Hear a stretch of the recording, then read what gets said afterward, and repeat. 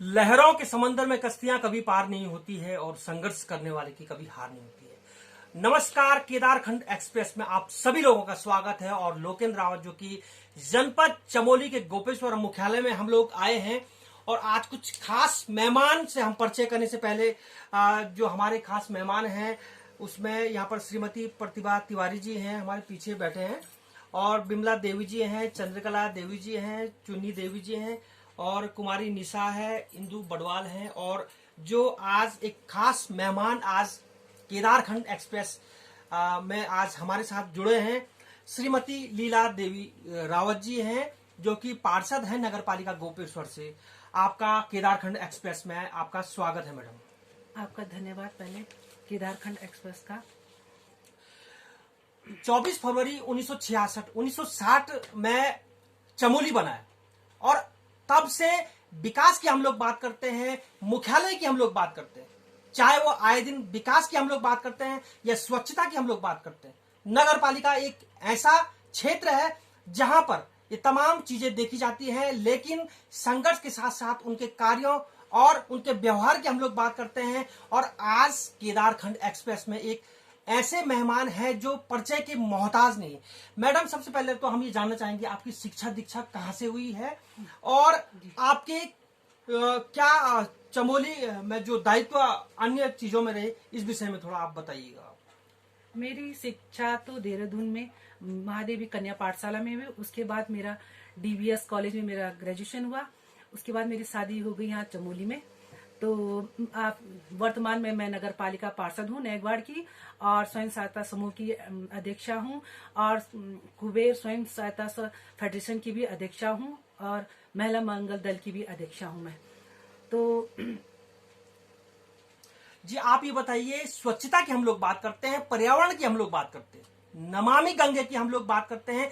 आज पूरा चमोली ही नहीं बल्कि पूरा भारतवर्ष इन चीजों के लिए, और जो आज हमारे कर्तव्य होते हैं, हमारे जो फर्ज होते हैं, हमें इस ओर ले जाता है। तो इसमें किस तरह के कार्य रहे और क्या सोचते हैं और कैसे आपके कदम रहे? स्वच्छता की तरफ से तो हमने यहाँ पे अपने खुद स्वच्छता के लिए हमारी स्वयं सहायता समूह ने झाड़ू लेके खुद सफाई की, वृक्षारोपण भी की हमने, और जैविक अजैविक कूड़ा का अपने क्षेत्र में निर्माण भी करवाया। और नमामि गंगे के तहत हम ये कहते हैं कि अपनी जो भी हम पूजा का सामान नदी के किनारे ना फेंके। नमामि जो एक गंगा है, हमारी धरोहर है। बात करते हैं हम झांसी की रानी लक्ष्मी की, बात करते हैं, बात करते हैं हम तीलू रौतेली की, बात करते हैं, और बात करते हैं अपने चमोली की धरोहर जिसने पर्यावरण को बचाने के लिए उन वनों को अपना मायका मान करके आज पर्यावरण के साथ साथ जो भी गतिविधियां होती हैं एक पहचान और इतिहास के पन्नों में जिसका नाम आता है चिपको आंदोलन की जो गौरा देवी एक उदाहरण ही नहीं, एक प्रेरणा स्रोत है कि सिलसिलों की डाल पर यादें रह जाते हैं, परिंदे उड़ जाता है लेकिन घोंसला रह जाता है।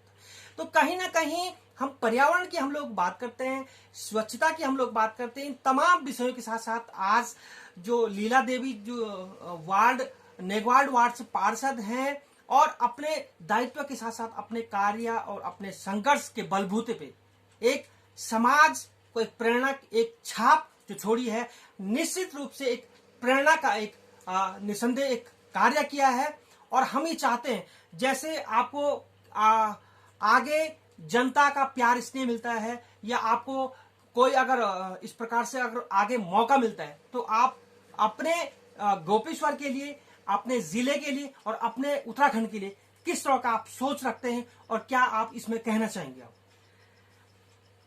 पहले तो अगर मुझे जनता भविष्य में चुनती है अध्यक्ष के लिए या विधायक के लिए, तो मैं महिलाओं को आगे ले जाना चाहूंगी। महिलाओं को मंच दूंगी, मैं आगे बढ़ने के लिए उनके अधिकारों की जानकारी दूंगी, और नगर को स्वच्छ बनाने के लिए सबसे पहले तो मातृशक्ति को मजबूत बनाना चाहती हूँ, आर्थिक स्थिति मजबूत बनाना चाहती हूँ। मैं चाहती हूँ कि मेरी वो है कि एक कामना कि एक बड़ा सा फैक्ट्री टाइप में मैं महिलाओं को दूं, जिसमें विधवाएं, जिन महिलाओं को जरूरत है उनको रोजगार मिले, उनकी आर्थिक स्थिति हो, तभी हमारा देश उज्जवल आगे की तरफ बढ़ेगा उत्तराखंड का। और अगर नगर में सफाई हो तो हम ज्यादा सफाई के लिए भी विद्यालय, स्कूल, गली बस्तियों में भी जाके उनको जानकारी देंगे। मैंने खुद अपने वार्ड में जहां नालियां थी, लोग मुंह बंद करके जाते थे, उनको मैंने कहा कि आप लोग अपना नालियों को साफ रखें। तो बिल्कुल शुरू में आज तक उन्हें किसी ने जानकारी नहीं दी, लेकिन उन्होंने कहा कि आज तक हमारे इतने अध्यक्ष बन गए, वार्ड में किसी ने हमारी तरफ देखा भी नहीं और उल्टा मुंह बंद करके जाते हैं। लेकिन आप एक ऐसी हो जिसने कहा कि आप कूड़ा को कूड़ादान में डालिए। अब मैं आपके लिए वहां पे बंद नाली का प्रबंध कराती हूँ। आज आप वहां जाएंगे तो आप देखेंगे कि आज वहां आप खुद बिना नाक में रुमाल रखे आप जा सकते हैं। और स्वच्छता के लिए बारे में हमेशा महिलाओं को भी जानकारी देती रहती हूँ मैं कि महिलाएं हैं जो घर को स्वच्छ रखती हैं, परिवार को बनाती हैं और बच्चों का देखभाल। इससे देश में वैश्विक महामारी जो चल रही है उससे भी हम बचा सकते हैं, बीमारियों से हम बच सकते हैं। और जो भी महिलाओं को जो एनीमिया की बीमारियां होती है उसके बारे में आयरन की गोलियां, पोलियो के भी व्यवस्था नहीं, वहाँ लाइट की व्यवस्था करना, ब्लीचिंग का डालना, बरसात में जहाँ काइयां जम जाती हैं वहाँ ब्लीचिंग डलवाना, रोशनी के प्रबंध करना, जहाँ सड़कें नहीं है वहाँ सड़कें, जहाँ गरीब लोग हैं उनको प्रधानमंत्री आवास की व्यवस्था कराना, किस तरह से उनके कागज क्या क्या उनको सारी जिम्मेदारी, उज्ज्वला गैस के बारे में बताना, स्वास्थ्य कार्ड के बारे में बताना, राशन कार्ड किस तरह से बनता है, आप लोग किस तरह से अपना आधार कार्ड बनाए, आजकल आधार कार्ड की कितनी जरूरत है, इन सब के बारे में मैं जानकारी देती हूँ। और आगे मैं चाहती हूँ कि इतना सुंदर और स्वच्छ बन जाए कि लोग कहे कि हमारा चमोली जिला, जो आज तक यहाँ पे नेता तो बहुत बने लेकिन इतने ऊंचे पद पे इनका कभी नाम नहीं आया, मैं चाहती हूँ जिस दिन मैं बनूं तो विधानसभा में जाके इन सब समस्याओं का निदान करूं, मुझे भी मौका दिया जाए, मैं विधानसभा में जनता के वो लेके, चाहे मुझे धरना क्यों ना देना, तो मैं चाहती हूँ कि आगे की तरफ मैं बढ़ती रहूं और जनता की मदद करते रहूं, हमेशा सहयोग करते रहूं। बहुत बहुत धन्यवाद। किस तरह से यहाँ पर लीला देवी जो रावत जी हैं, पार्षद हैं नगर पालिका गोपेश्वर से, और जो तमाम जो सरकार की योजनाएं हैं, स्कीम जो होती हैं, कितनी धरातल में सार्थक होती हैं, उसका लाभ होना बहुत ही अति आवश्यक है, और उससे पहले जो जानकारी होना अति आवश्यक है।